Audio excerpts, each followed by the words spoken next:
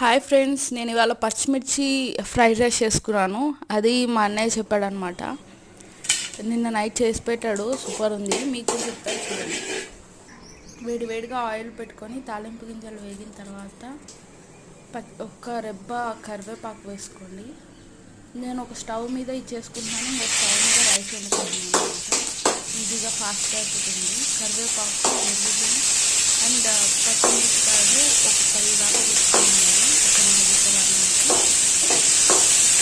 అవన్నీ బాగా వేగిన తర్వాత నేను ఉల్లిపాయలు వేసుకున్నాను. ఉల్లిపాయలు ఎర్రగా వేగాల్సిన అవసరం లేదు, కొద్దిగా మగ్గుతే సరిపోతుంది. మనం ఫ్లేవర్స్ వేసినప్పుడు మంచిగా అనిపిస్తుంది అనమాట. ఇవన్నీ కారం, ఉప్పు, పసుపు, ధనియాల పొడి వేసి దింపేసుకున్నానండి. నేను అల్లం వెల్లుల్లి పేస్ట్ యూజ్ చేయట్లేదు, మీరు కావాలంటే వేసుకోండి. నచ్చితే లైక్ చేయండి, సబ్స్క్రైబ్ చేయండి. Thank you.